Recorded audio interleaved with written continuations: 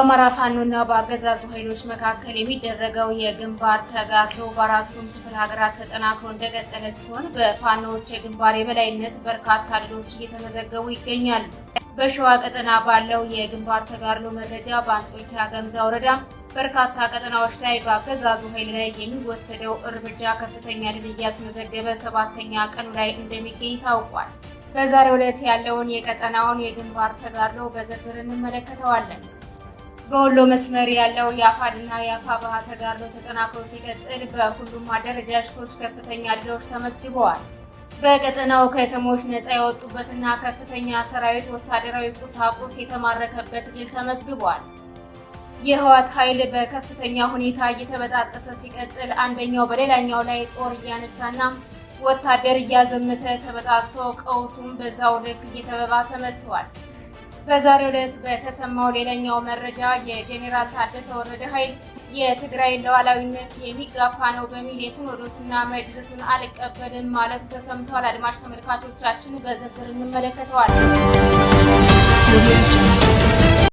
ሰላም ጤና ይስጥልን። የጥቁር አንበሳ ሚዲያ አድማጭ ተመልካቾቻችን እንደምን አምሽታችኋል? ዕለተ ሐሙስ መስከረም 15 2018 ዓ.ም መረጃዎችን ይዘን ቀርበናል። ከዜናዎቹ ጋር ሰናይት አያሌው ነኝ። አብራችሁን ቆዩ። ወደ ዝርዝር መረጃዎች አልፈ በአማራ ፋኖና በአገዛዙ ኃይሎች መካከል የሚደረገው የግንባር ተጋድሎ በአራቱም ክፍለ ሀገራት ተጠናክሮ የቀጠለ ሲሆን በፋኖዎች የግንባር የበላይነት በርካታ ድሎች እየተመዘገቡ ይገኛሉ።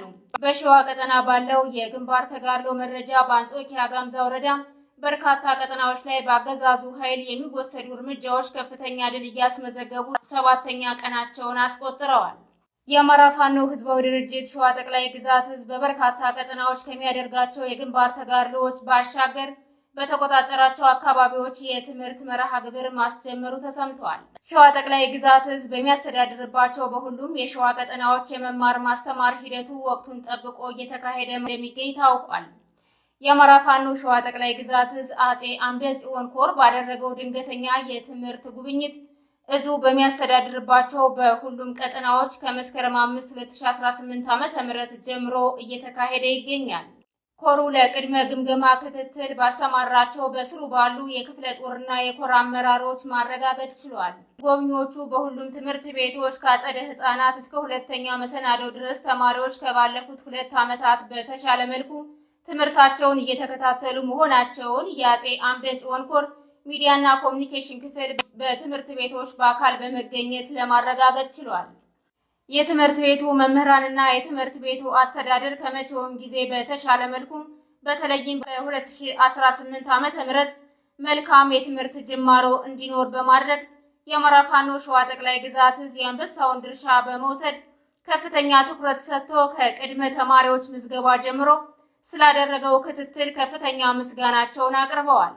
በተለይም በርካታ የአጸደ ህፃናት ተማሪዎች በትምህርት ቤቱ ተገኝተው በትምህርት ገበታቸው ላይ መሆናቸውን ፋኖዎቹ አረጋግጠዋል። በሌላ በኩል ሸዋ ጠቅላይ ግዛት ህዝብ 5 አባላቱን ማሰሩ ተሰምቷል። የዙ ቃኞች ከበላይ አመራሮች በተሰጠ ትዕዛዝ በሚል አርበኞችን ማሰራቸው ታውቋል። አርበኛ ይብዛ ወርቅ መስፍን የዙ ማህበራዊ ጉዳይ ኃላፊ፣ ኢንጂነር ቴዎድሮስ አምሰው የእዙ ፖለቲካ ጉዳዮች አባል፣ አርበኛ እንዳለ ደጀኔ የሎጂስቲክ ኃላፊ፣ አርበኛ አስታወሰ ይላቀ የጥናትና ምርምር ኃላፊ እንደዚሁም አርበኛ ልባርጋቸው ተገኘ የሰራዊት አባል መታሰራቸውን ለማረጋገጥ ችለናል። አርበኞቹ ከመንዝ ወረዳ ከመዘዞ ከተማ በመነሳት ወደ መራቤቴ ማለትም አጼ ዳዊት ክፍለ ጦር ወደሚንቀሳቀስበት ቀጠና ለመግባት እየተንቀሳቀሱ ባለበት ወቅት ነው የታፈኑት ተብሏል። በወሎ ቀጠና ያለው የአፋድና የአፋብኃ ተጋድሎ ተጠናክሮ የቀጠለ ሲሆን በሁለቱም አደረጃጀቶች ከፍተኛ ድሎች ተመዝግበዋል። የአማራ ፋኖ ብሔራዊ ኃይል አፋብኃ ሰሜን አማራ ቀጠና ምኒልክ ዕዝ ከፍተኛ መጠን ያለውን ያገዛዙ ወታደር እስከ ቡድንና የነፍስ ወከፍ መሳሪያዎች የማረከበት እጅጉን አነጋጋሪና የትግሉ ደጋፊዎችንም አነቃቂ ሆኗል። የላስታዎቹ ጀግኖች ባደረጉት ተጋድሎ ያገዛዙ ኦራል ከነሙሉ ሰራዊቱ በምርኮ ገቢ ተደርጓል። ይህ በአማራ ፋኖ ብሔራዊ ኃይል በኩል የተደረገ ተጋድሎና የተገኘ ድል ሲሆን የአማራ ፋኖ ህዝባዊ ድርጅት አፋድ ወሎ ጠቅላይ ግዛት ህዝብ ባደረጉት ተጋድሎ የጋዛ ወረዳ ዋና ከተማ የሆነችውን እስታይሽ ከተማን ሙሉ በሙሉ ከአገዛዙ ነፃ ማውጣታቸው ተረጋግጧል። የአማራ ፋኖ ህዝባዊ ድርጅት ወሎ ጠቅላይ ግዛት እዝ የደጋው መብረቅ ክፍለ ጦር እስከ አመሻሽ ባደረጉት ተጋድሎ ከፍተኛ ወታደራዊና ፖለቲካዊ ድሎችን አስመዝግበዋል። ሙሉ ስታይሽ ከተማን ገብቶ ሲቆጣጠር በአገዛዙ ገዳይ ቡድን ሲሰቃይ ቆይቶ ነፃ የወጣው የከተማው ማህበረሰብ ደማቅ አቀባበል አድርጎላቸዋል። በወሎ ያለው የሁለቱም የፋኖ አደረጃጀቶች ትግልና ትንቅንቅ በዚሁ የደመቀ ድል ታጅቦ ቀጥሏል። ወደ ሌሎች መረጃዎች ስናልፍ በትግራይ ያለው ወታደራዊና ፖለቲካዊ ክፍልፍል ሰጣ ገባ ተባብሶ ሲቀጥል አሁን ደግሞ ጊዜያዊ አስተዳደሩን የተቆጣጠረው የታደሰ ወረደ ቡድን ሲኖዶስና መጅልሱን አንቀበልም ማለቱ ተሰምቷል። ውጥረቱ ተባብሶ ሲቀጥል አዲሱ የጌታቸው ረዳ ስምረት ፓርቲ ጭምር ወደ ሁለት ተሰንጥቋል። በትግራይ ያለው ወታደራዊና ፖለቲካዊ ክፍፍልና ሰጣ ገባ ተባብሶ ሲቀጥል አሁን ደግሞ ጊዜያዊ መስተዳድሩን የተቆጣጠረው የታደሰ ወረደ ቡድን ሲኖዶስንና መጅልሱን አንቀበልም ብሏል።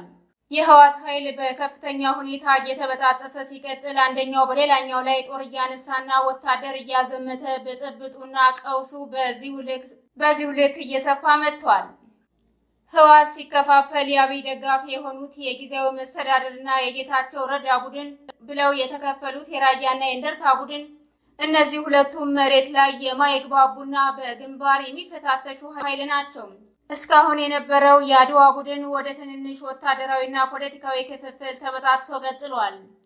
ከዚህ ባሻገርም ከፍተኛ አቅም ገንብተናል የሚሉ በርካታ ወታደራዊ አደረጃጀቶች የሚፈለፍሉ ኃይላትም ተፈጥረው የኢትዮ ኤርትራው ጦርነት ዋዜማ ድግስም የዚሁ አንደኛው አሰላለፍና ውጥረት ሆኖ መጥቷል። አሁን በተሰማው መረጃ ደግሞ ጊዜያዊ አስተዳደሩን የሚመራው ታደሰ ወረደ ሲኖዶሱንና መጅልሱን አንቀበልም ብሏል። ሲኖዶስ የፖለቲካ መጠቀሚያ በመሆን ከደቡብ ራያ 6 ወረዳዎችን ወደ አማራ ክልል ውስጥ አጠቃሎ እየጠራ ነው ያለው ጄኔራል ታደሰ ወረደም ይህንን ያደረገውን ሲኖዶስ አንቀበልም ሲል ተሰምቷል። ከሲኖዶሱ ባሻገር መጅልሱንም ይህን ካደረገና የትግራይ ሉዓላዊነት የሚጋፋ ከሆነ አንቀበልም ሲል በክልሉ ላለው ቴሌቪዥን ጣቢያ ተናግሯል። ይህን ደቡባዊ ትግራይ እያሉ የሚጠሩትን የራያ አማራ ምድር የታደሰ ወረደ ቡድን የበቀል ማወራረጃ አድርጎ ከፍተኛ ጥቃትና በቀል እየፈጸመበት ይገኛል። የተወደዳችሁና የተከበራችሁ አድማጭ ተመልካቾቻችን ለዛሬ ያዝንላችሁ መረጃዎች እነዚህን ይመስሉ ነበር። የዩቲዩብ ቻናላችንን ላይክ፣ ሼር፣ ሰብስክራይብ እንድታደርጉ በአክብሮት እንጠይቃለን።